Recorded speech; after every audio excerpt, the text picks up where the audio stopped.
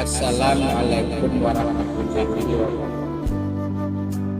Syair yang balam jo barabah, balam lalu barabah. Syair yang salam jo saratus tambah, salam lalu sabah kembali. Tambah sujui jo simpuah sabare ingkana biawai naraco luruh main daun. Indak basisya jo basabah, indak bahigo jo babate. Kokete indak basabah namo, kok gadang indak babilang gala.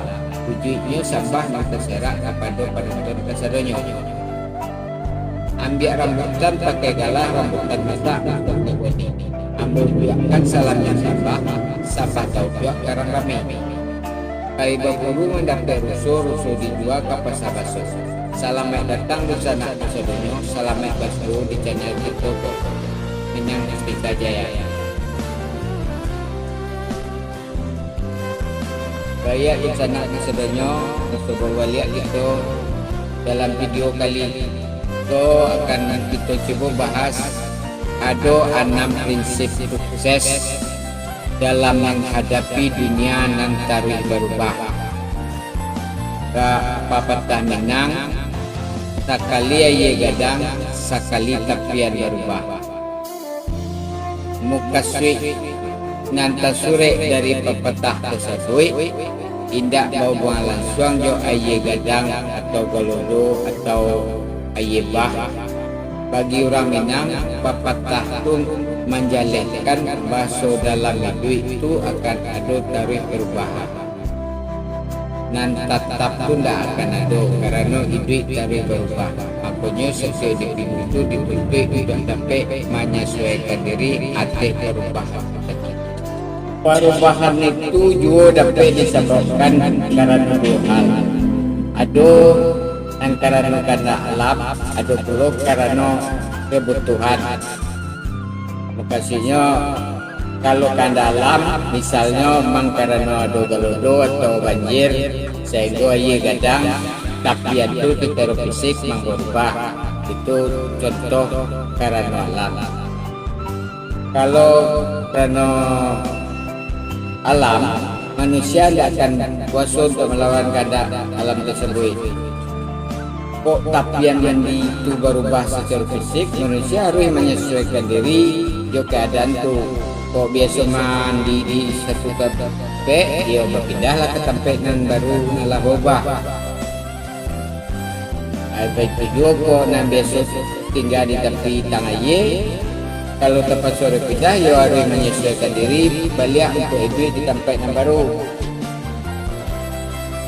Kalau perubahan karena kebutuhan, misalnya pergantian pemimpin, misalnya pemimpin di kaum ataupun di pemimpin di pemerintahan, seperti presiden Nana Bateh waktu masuk jabatannya dalam periode cuma 5 tahun, malah cuma beliau sekali periode lain tambahnya atau di periode setelah itu dah beliau ke titik-titik contoh.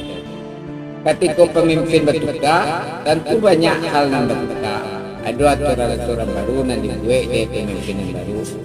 Orang-orang yang membantu pun di sekelilingnya pun akan bertukar. Sebagai orang yang ada di lingkungan itu tentu harus menyesuaikan diri dan membiasakan diri jo perubahan dan berarti pemimpin itu dapat jo perubahan yang ada. Jadi orang Minang selama itu memanglah dituntut untuk dapat menyesuaikan diri dimanapun berada.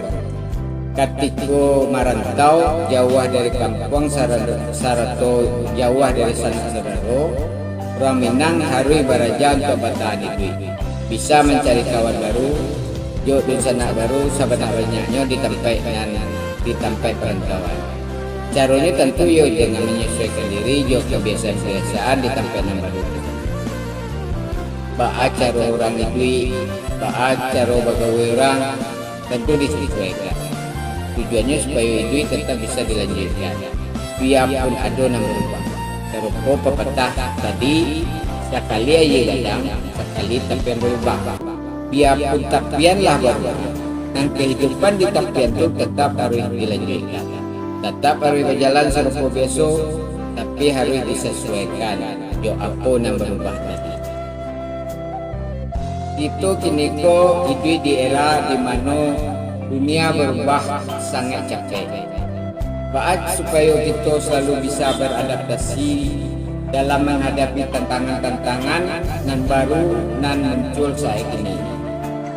Ada beberapa tips yang akan kita coba sharing di sini.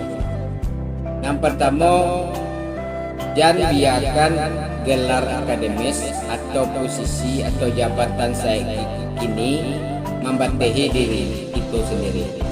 Misalnya lulusan sarjana insinyur mesin, jangan tunggu saja dorongan untuk mendapatkan pekerjaan di bidang tersebut. Harus aktif, harus dinamis untuk mendapatkan pekerjaan yang lain. Atau itu juga dengan posisi atau jabatan. Dalam posisi kini itu misalnya dalam usaha ala lancar usaha saya kini itu, tapi jangan tidak beradaptasi dengan perkembangan yang baru. Inovasi pada usaha itu tetap harus dilakukan. Kalau tidak, itu akan terperangkap dan sulit untuk beradaptasi. Dalam pepatah Minang berbunyi, dan pasang jarak sama tu. Orang awak harus agresif, progresif dan dinamis. Itu adalah karakter orang Minang sejak dahulu. Watak usahaku dari dahulu dari orang tua itu. Ini kita mewarisi. Jadi harus agresif, progresif dan dinamis. Tidak gagal. Itu yang pertama. Yang kedua, cari, temukan dan lakukan passion itu setiap hari. Arti passion itu hampir sama hobi, tapi dalam hal lebih melekatkan emosinya itu dalam melakukan hal itu bergairah, itu senang, itu bersemangat. Itulah definisi passion secara umum. Ya, karena kalaupun kita lah punya kegiatan aktivitas baik kerja ataupun usaha, kalau tidak di passion itu masih ada juga rasa yang tidak sampai, rasa yang kurang senang, rasa yang kebahagiaan batin itu kurang. Jadi itu ditutupi untuk selalu mencari 5% itu dalam kehidupan kita. Tujuannya adalah agar kita dalam menjalani kehidupan itu merasa bahagia sehingga bisa meningkatkan produktivitas dan kreativitas kita. Kok lain namanya membaca, menyimak, mempraktekkan di alam kuliah itu nanti batagoi suri telurnya. Banyak contoh Jawa Barat, yuk kearifan bisa disawak, paham di batin menampuangkannya. Sinan basuh lubuh ilmu ayi jeniah saya yang landai sampai berenang akan.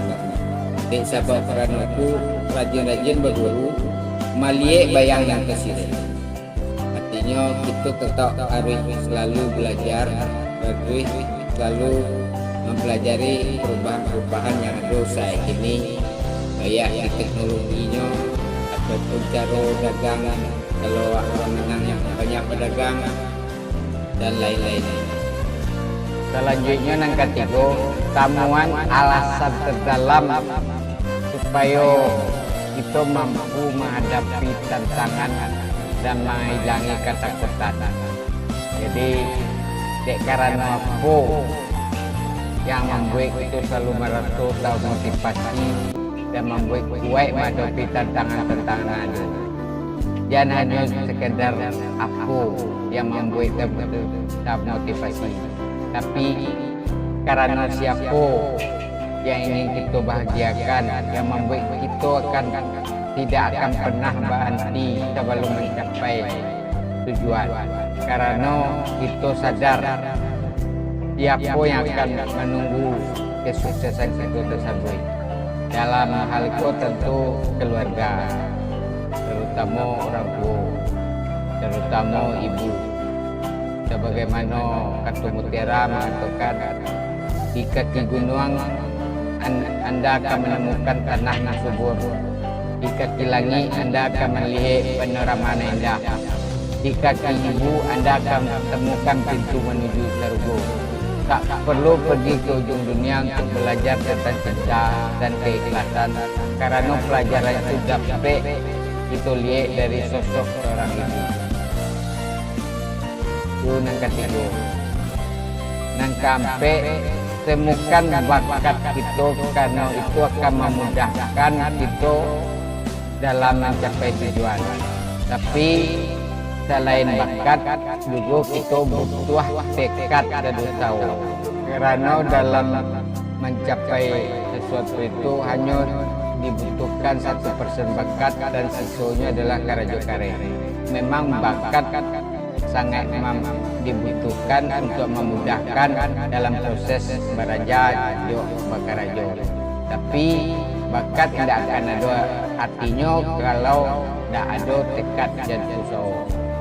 Sebagai contoh, Cristiano Ronaldo, pemain top dunia, mencapai sampai kini karena kerja kerasnya, banyak latihannya, dan melebihi dari latihan pemain-pemain lainnya, sehingga tercapai menjadi seorang pemain top dunia.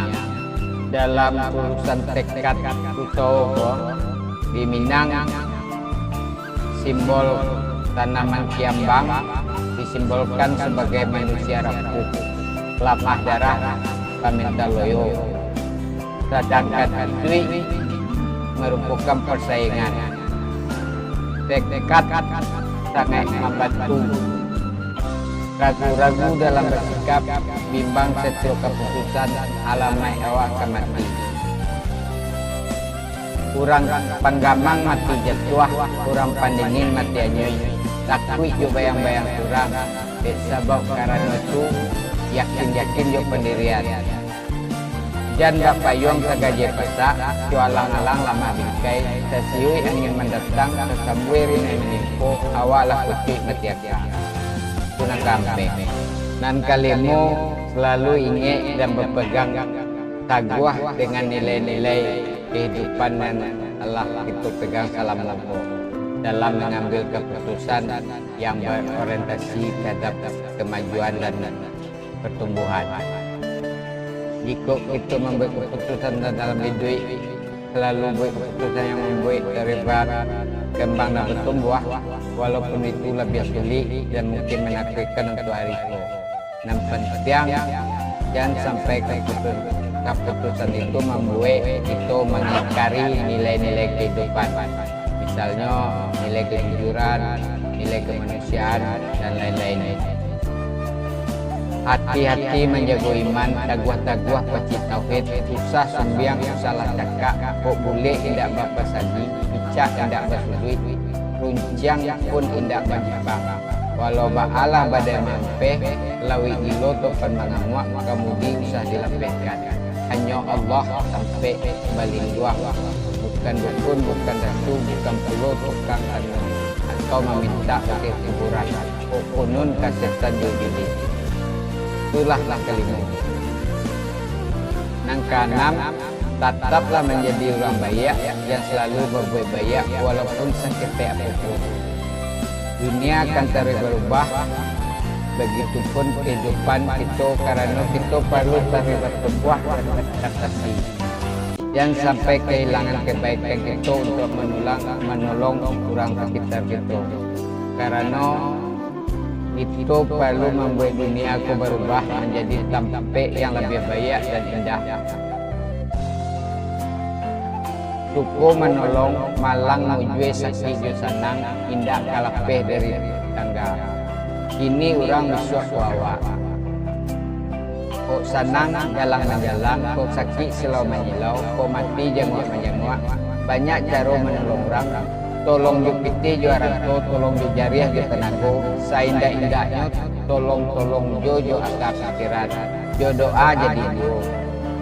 sauleh rimah dalam lidak labiahlah gadang ngapainyo dari sakancah nasi ketika kenyang. Demikianlah busana kesedonya untuk video kali ini.